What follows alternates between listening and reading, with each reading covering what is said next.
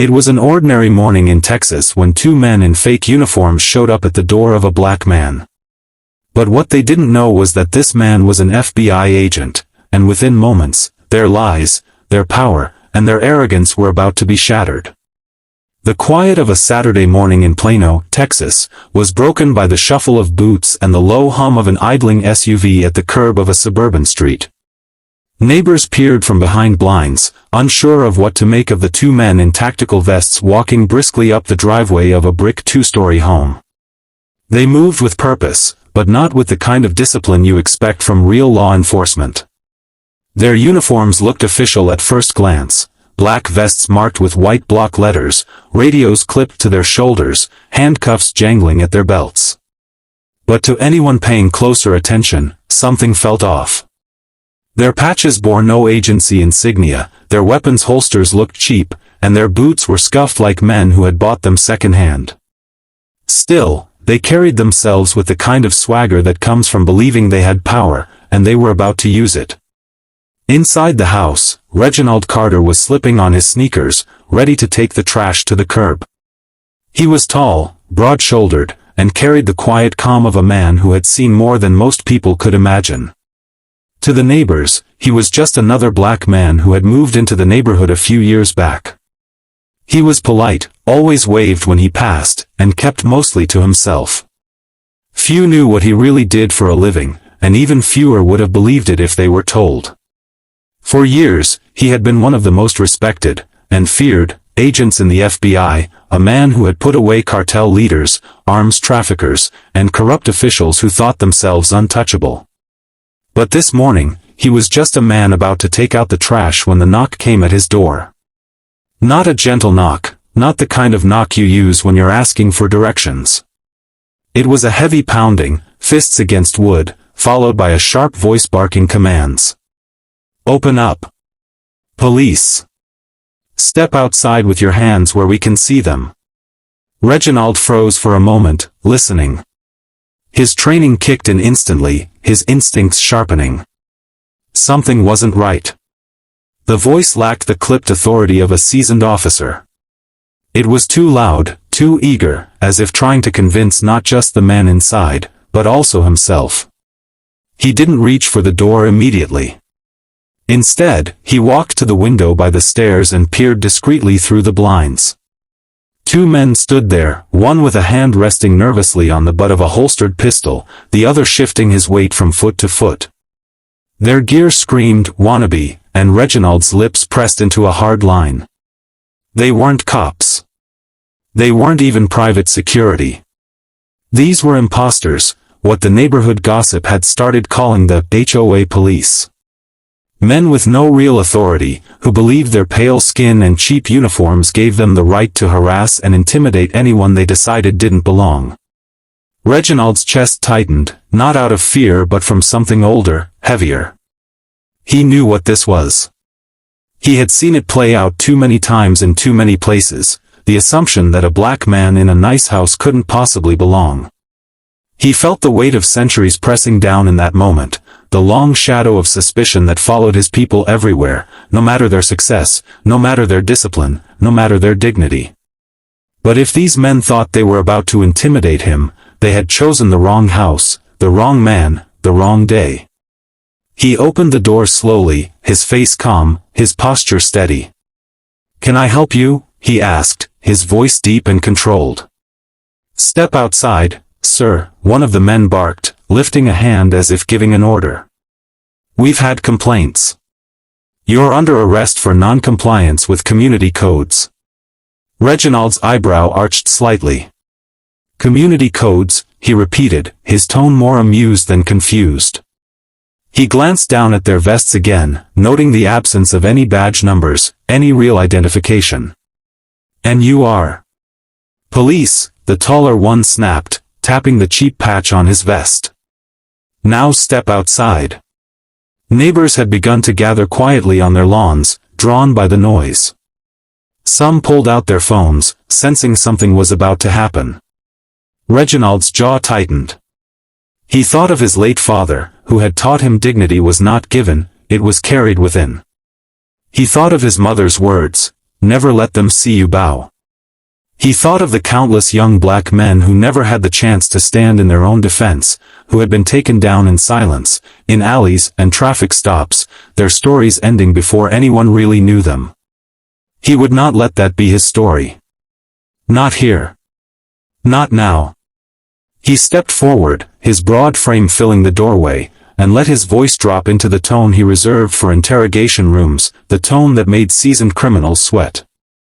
"You're not police," he said evenly.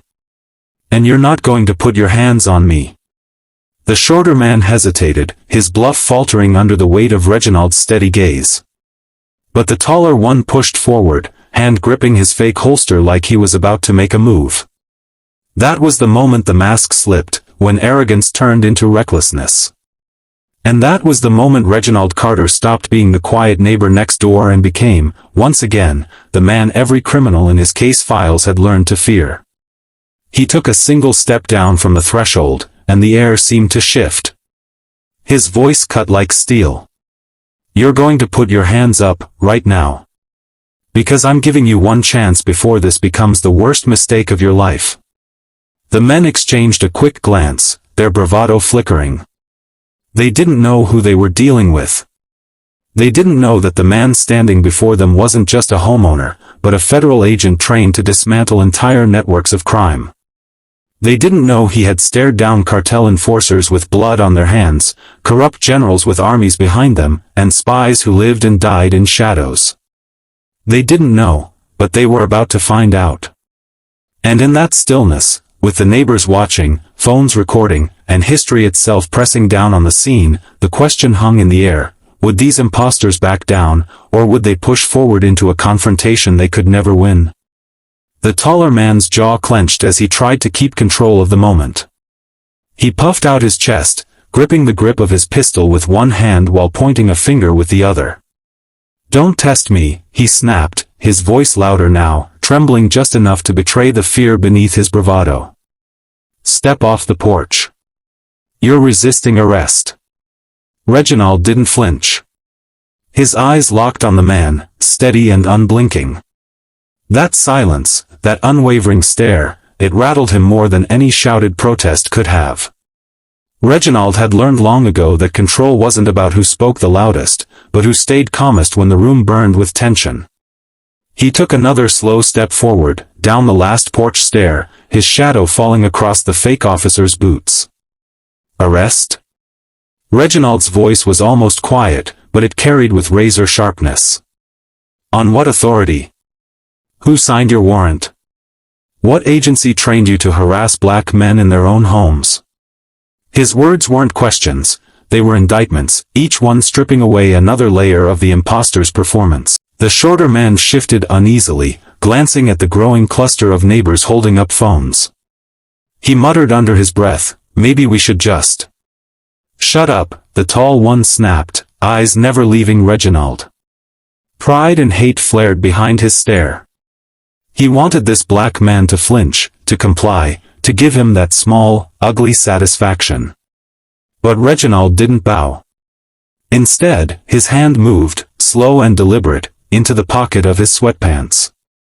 The taller man stiffened, his fingers twitching near the gun grip, but before he could shout a warning, Reginald produced a slim black leather wallet. With one practiced flick, he held it open, the gold badge gleaming under the Texas sun. "I am Special Agent Reginald Carter," he said, his voice iron steady. "Federal Bureau of Investigation." The word sliced the air like a thunderclap. The neighbors gasped. Phones zoomed in. The shorter fake officer's face drained of color. And for the first time, the taller one's confidence cracked. He tried to recover, sneering. "Fake badge," he spat. "You think you can scare us with that?" Reginald didn't even blink. "That's the difference between you and me," he said quietly. "I don't need to scare you. The law will." His hand slid out another card, his federal ID. He held it up to their faces with the calm precision of a man who had done this dance countless times. Every detail was crisp, undeniable, official. The crowd murmured, the atmosphere charged with a new energy, vindication. A black man who wasn't just standing his ground, but standing taller than the men who came to humiliate him. The shorter imposter's hands twitched at his sides. He wanted to back away, to fade into the crowd and disappear. But the taller one was too far gone, his pride cornered by truth. He leaned forward, hissing, "Doesn't matter who you are. You people don't belong here. Someone's got to keep this neighborhood clean." And there it was. The venom slipped out raw, the mask of authority shredded away. His words hung in the air, naked and hateful. The neighbors winced, some shaking their heads, others whispering furiously. Reginald's face hardened. Not in shock, he had heard those words before, in one form or another, his entire life. But in resolve. Because this was no longer just about him. It was about every boy who grew up hearing the same poison, every man forced to prove over and over that he belonged. "You made two mistakes today," Reginald said, his tone cutting, deliberate. "First, you tried to impersonate the law. Second, you thought you could come at me because of the color of my skin. And for both of those mistakes, you're going to answer." The taller one snorted, but it sounded weaker now. "You think anyone's gonna believe you? You think they'll side with you over us?" Before Reginald could respond, a woman's voice rose from the crowd. "We saw everything," she shouted, her phone raised high. "He showed his badge, and you called him." Her words choked, but the implication was clear. Dozens of cameras were recording. Dozens of witnesses had seen the truth unfold. The imposters weren't in control anymore. The shorter man broke first. He turned, muttering, "I'm done with this," and started backing toward their SUV. But the taller one grabbed his arm, desperate to hold the illusion together. "We finish this," he growled. "We finish it now." That was the last straw. Reginald's hand moved with the speed of a man trained for combat but tempered by restraint. In one fluid motion, he stepped forward, seized the taller man's wrist before it could reach the gun, twisted, and forced him face down onto the hood of his own vehicle. The man cried out, his bravado shattering in an instant. The crowd erupted in gasps and shouts, phones held higher than ever. The shorter one froze, unsure whether to run or help. Reginald's voice thundered across the street, "You are under arrest for impersonating a federal officer, unlawful attempted detention, and making threats under color of fake authority." His words carried like scripture, undeniable and final. With one hand, he pulled out real handcuffs, heavy, steel, government issue, and locked the taller man's wrists behind his back. The click of metal closing was like the hammer of justice falling. The shorter man took a half-step toward the SUV, but Reginald's sharp glare froze him in place. "Don't," he said simply. And the man didn't. Neighbors whispered furiously, some calling 911, others narrating the scene into their phones. The air was electric now, not with fear but with history being rewritten in real time. A black man was not the victim here, not the suspect. He was the authority. He was the protector. He was the one in control. As Reginald stood tall, one imposter cuffed and the other trembling, he felt the weight of something larger than himself. He thought of his ancestors, who had marched, who had bled, who had been silenced. He thought of the countless moments when dignity was stolen, justice denied. And he thought of how rare, how powerful, it was to flip that narrative, to seize it back with strength, calm, and undeniable truth. The wail of real sirens began to echo in the distance. The sound grew louder, closer, until red and blue lights washed over the quiet street. The imposters froze. For the first time, real law enforcement was arriving, and their fake uniforms were about to crumble under the weight of the real thing. And as the police cars turned the corner, neighbors recording every second, the imposters realized too late that they had picked the wrong house, the wrong street, and the wrong man. The flashing lights bathed the street in blue and red, sirens piercing the morning stillness before fading as squad cars rolled to a stop. Doors swung open, and uniformed officers stepped out, hands instinctively brushing their holsters as they scanned the scene.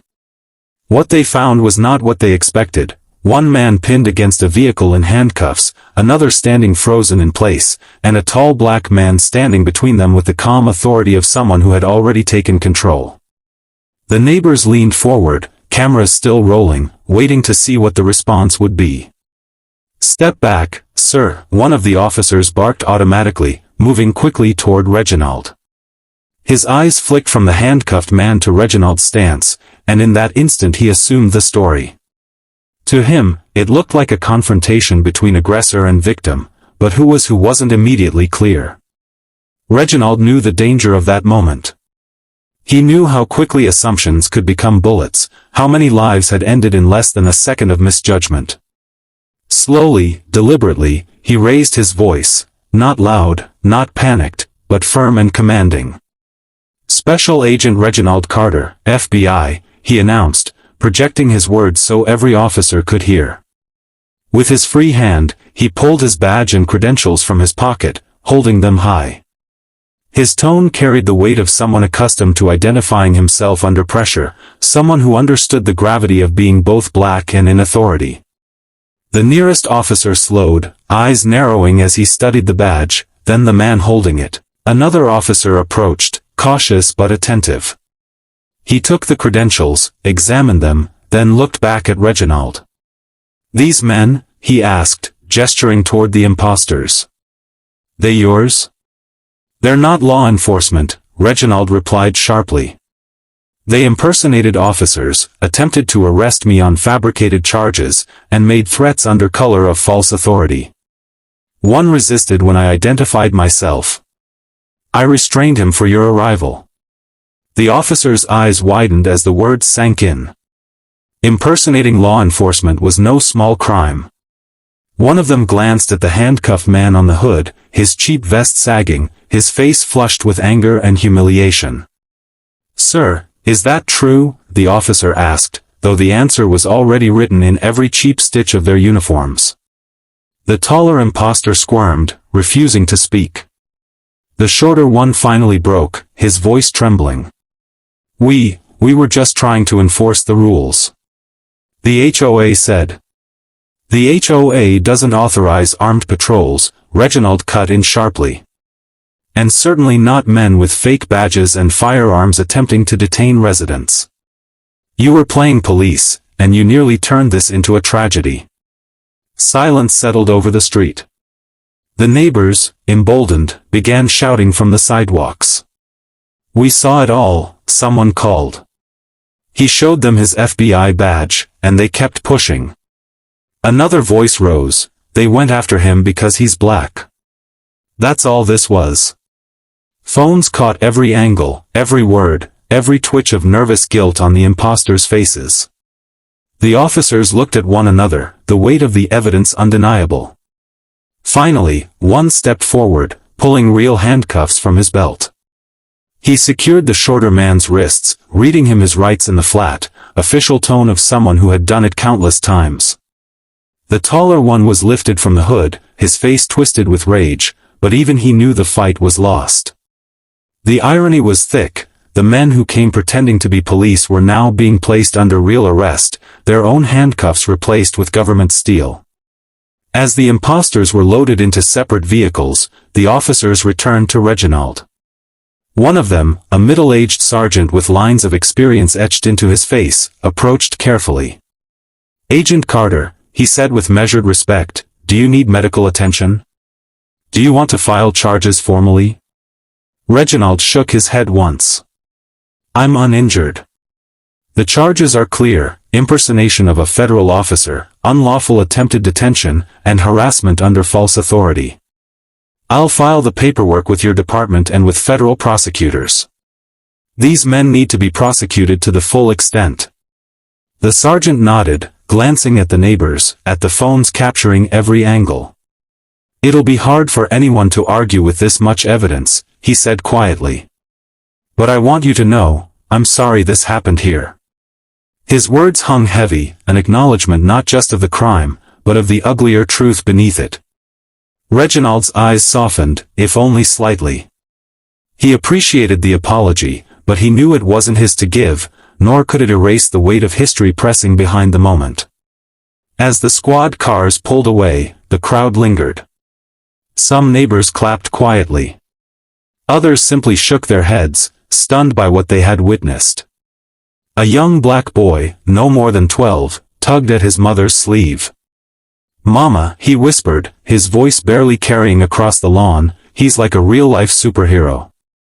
The words reached Reginald's ears, and for a moment, the steel around his heart softened. Because he remembered being that boy once, looking for someone who stood tall against forces that always seemed larger, crueler, unstoppable. He turned back toward his house, his mind already working through the paperwork, the reports, the hearings that would follow. But beneath the professional discipline, something else stirred, something personal. Today had not just been about two imposters with too much arrogance and too little sense. Today had been about a wound deeper than one morning on one suburban street. It had been about a narrative written long before he was born, a script that cast black men as suspects before they could speak, threats before they could breathe. And for once, in front of cameras, in front of neighbors, in front of children, he had torn that script apart. Inside, he set his badge on the kitchen table and exhaled slowly. He thought of his father, a man who had worked 3 jobs and still been followed through department stores. He thought of his mother, who had told him that no matter how far he rose, he would always have to prove himself twice over. And he thought of himself, standing on a porch with the weight of centuries pressing on his shoulders, refusing to bow. Justice wasn't always loud, wasn't always swift, but sometimes it came in moments like this, where the truth was undeniable, where dignity stood tall. The neighborhood outside slowly dispersed, but the story would not fade. It would ripple. Phones would upload videos. News stations would call. Headlines would debate. Some would twist, others would praise, but the truth was captured forever. 2 men came to humiliate a black man they thought powerless, and instead they bowed before an FBI agent who carried not just a badge, but a legacy of survival and strength. And as evening settled over Plano, Reginald Carter sat by his window, watching the quiet street as if nothing had happened. But he knew better. Something had shifted here. Not enough to erase the long road still ahead, but enough to remind him, and anyone who had watched, that sometimes the fight for dignity doesn't end in silence. Sometimes, it ends in handcuffs. The courtroom was packed, the air thick with anticipation. Journalists lined the back row, their cameras resting on their laps, waiting for the perfect headline to take shape. At the front, the 2 imposters sat stiffly in ill-fitting suits, their fake authority stripped away, replaced by the uneasy vulnerability of men who had been exposed. Their lawyer whispered furiously to them, but the weight of the evidence, the videos, the witnesses, the federal charges, pressed down like a mountain. Reginald sat quietly on the other side, his posture calm, his expression unreadable. He had testified earlier, his voice steady as he recounted the morning on his porch. He had not raised his tone, not dramatized his words. He didn't need to. The footage, the neighbors, the imposter's own recorded threats had already told the story. His role was simply to give it clarity, to remind the court that beneath the fake vests and bluster was an attempt not just at impersonating authority, but at weaponizing prejudice. The prosecutor stood tall, addressing the jury with gravity. This case isn't simply about 2 men playing dress-up with fake badges. This is about the danger of false authority, the deliberate targeting of a black man in his own home, and the reckless disregard for the law they claimed to enforce. Agent Carter's training in composure prevented tragedy, but make no mistake, this could have ended with blood on the pavement. Justice demands accountability.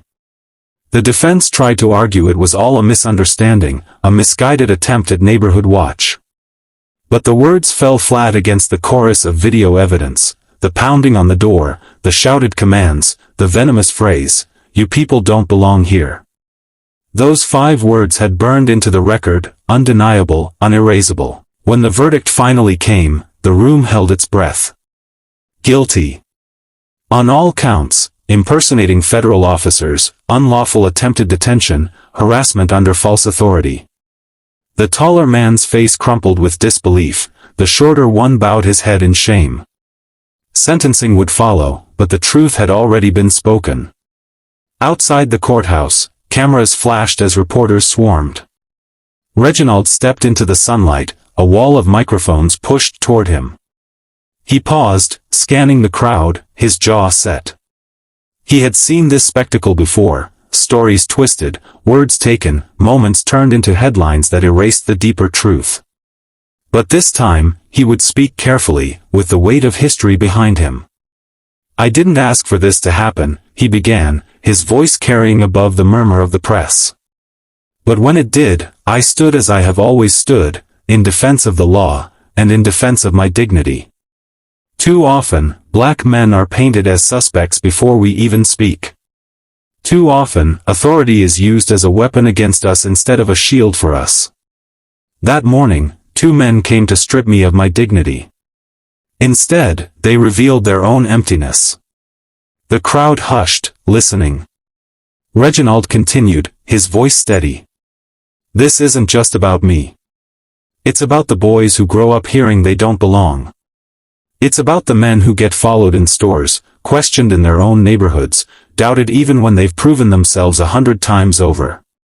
It's about the women who watch their husbands, their brothers, their sons walk out the door every day and pray they come home safe. Dignity is not a privilege. It's a birthright. And justice is not a gift. It's a duty." His words rippled beyond the courthouse steps. They played on evening news channels, echoed across social media, discussed in classrooms and barbershops and community meetings. For some, it was just another headline, one more story in the endless churn of news. But for others, for those who had lived in the shadow of suspicion, who had felt the sting of exclusion, it was a beacon.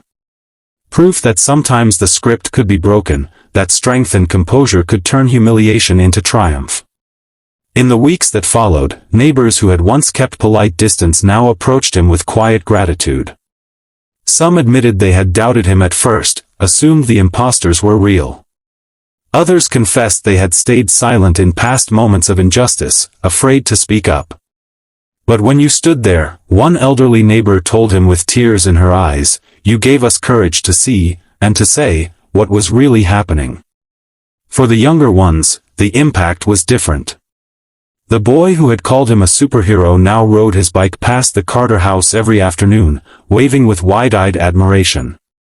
Teenagers who once avoided eye contact now asked questions, curious about the FBI, about justice, about how to stand tall in the face of prejudice. Reginald answered with patience, knowing that planting seeds mattered as much as fighting battles. Privately, he carried the weight in silence. He knew the imposters' convictions wouldn't erase centuries of suspicion. He knew there would be other mornings, other doors, other battles. But he also knew that moments like this mattered, that they built something larger than one man's dignity. They built legacy. One evening, as the sun set over Plano, Reginald sat on his porch again, watching the street bathed in soft golden light. The same driveway where imposters once tried to drag him into humiliation now felt different, claimed, redeemed. He thought of his father's voice telling him never to bow, his mother's steady hand reminding him of worth, and the countless unnamed ancestors whose footsteps had carried him here. He closed his eyes, breathing in the quiet, and felt the dignity that no fake badge, no arrogant shout, no poisoned words could ever take away. For justice is not always loud. Sometimes it is a man standing calm on his porch while others scream. Sometimes it is a pair of steel cuffs closing on the wrists of pretenders. And sometimes, justice is the dignity of walking back inside your home with your head high, knowing you didn't just defend yourself, you defended the truth. And though the world would move on, chasing new stories, Reginald Carter's story remained. A reminder that even in the face of imposters, the real power belongs not to those who scream authority, but to those who carry it with calm, with courage, and with unbreakable pride. Because dignity is not theirs to give. It is ours to claim. If this story shocked you as much as it shocked those imposters, then don't forget to hit the like button. And if you want more powerful real-life stories that keep you on the edge of your seat, make sure you subscribe and turn on the notification bell, because the next story might just surprise you even more.